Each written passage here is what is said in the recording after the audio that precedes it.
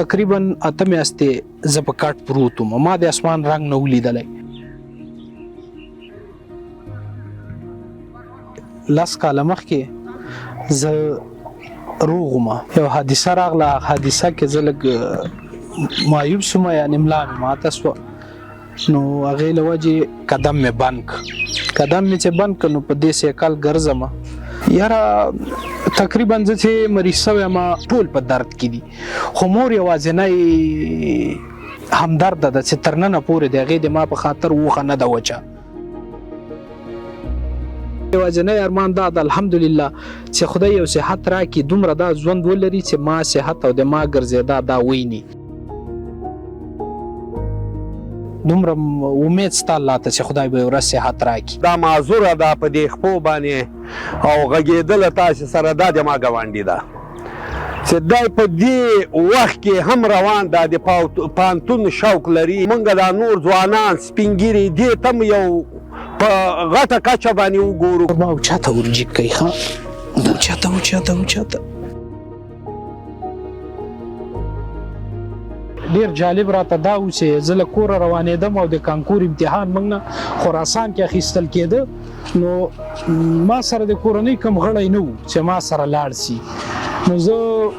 موټر ته مې زنګ وویم ما ورسول ته وخت هم رانه ضایع کېده په دروازه ننوتم ما ته د استادانو او د محصلینو ډېره انرژي راکړه د دلته راغی مطلب هغه د انګلیسي د ژبې د زده کولو غوښتنه وکړله نو دا ډېر یو موږ ته عجیبه غونډه ښکاره شوه چې یو انسان فرض مثال په داسې یو حالت کې چې هغه په پښو نشي ګرځېدلی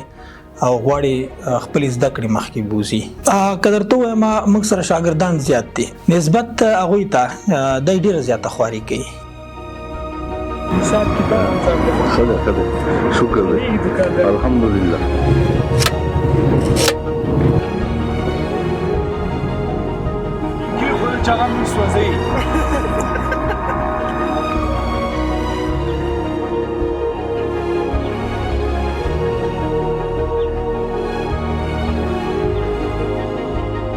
متل دا وای خپل وطن ګل وطن خپل وطن نه قربان سم ځوانانو نه مې دا هیله ده توقع مې ته دا ده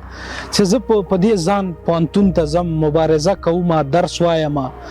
روغان یې تاسو ویښ سئ په خدای باور وکړه چې دا وطن موږ او تاسو ته ضرورت لري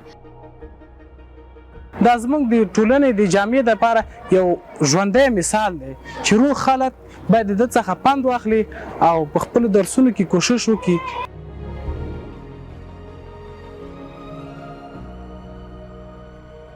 خدای په خیر فارغ کړو کوشش هم دا ده چې ماسټري وکړو